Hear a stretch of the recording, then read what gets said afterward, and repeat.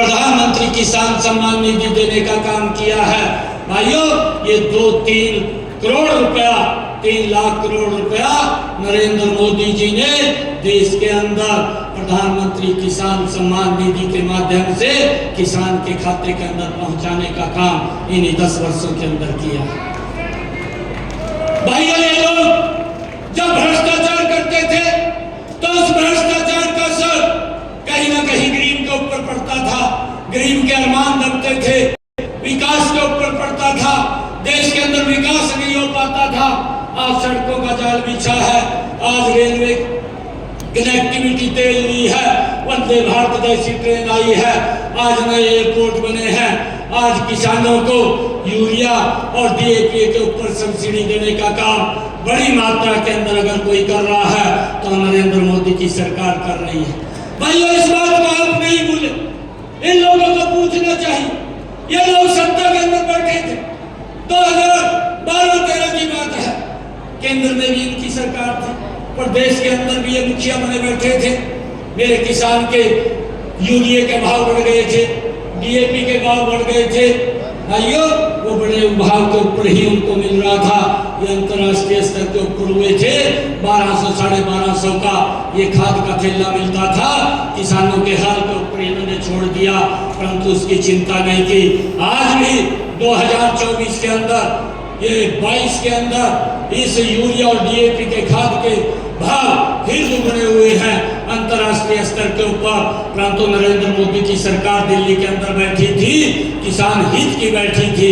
उन्होंने कहा कि इसके ऊपर जितना भी खर्चा है वो हमारी सरकार देगी, किसान को कोई 1-5 पैसा महंगा लेने की जरूरत नहीं है।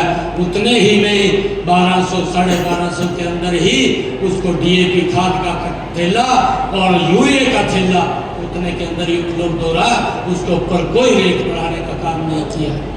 भाइयों, ये सरकार आप लोगों के हित की सरकार है।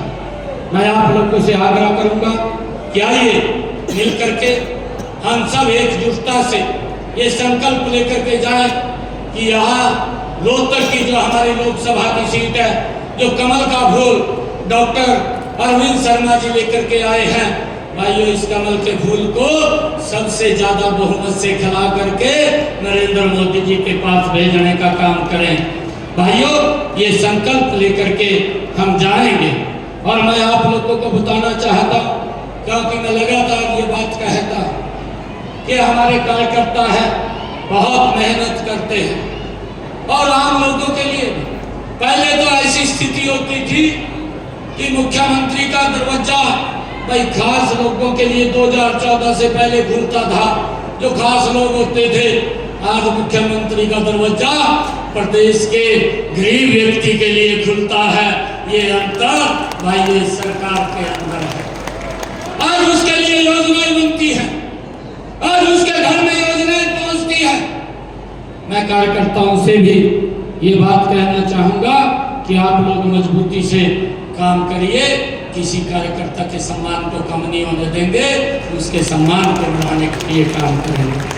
आप सब मिलकर के भाइयों संकल्प लेकर के जाएंगे, इस ऐतिहासिक भूमि से लेकर के जाएंगे कि हमने यहाँ से, आप लोग तो कह रहे थे 2 लाख, परंतु मैं आप लोगों से आग्रह ये करता हूँ कि हरियाणा के अंदर 10 जो हमारी लोकसभा सीटें हैं, 10 की 10 लोकसभा सीटों में से नंबर 1 के ऊपर ये रोहतक की लोकसभा की सीट आनी चाहिए और ये सबसे ज्यादा बहुमत से ये कमल का फूल खिलना चाहिए। बाकी की जिम्मेवारी मेरे ऊपर छोड़ दूं। भाई, आप कभी भी मेरे से बात करेंगे, कभी भी मिलेंगे, मैं 24 घंटे आप लोगों के बीच में हूँ, क्योंकि अभी तो कोड ऑफ कंडक्ट लगा हुआ है, मैं ज़्यादा नहीं बोल पाता, परंतु आप लोगों को आश्वस्त करता हूँ 4 तारीख के बाद हरियाणा प्रदेश को जो मनोहर लाल जी ने एक दिशा दी है, उस दिशा को एक गति के साथ आगे बढ़ाने का काम ये आपका भाई करेगा।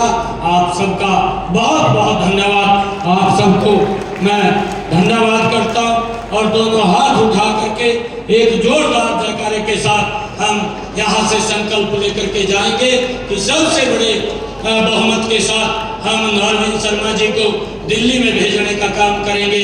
भारत माता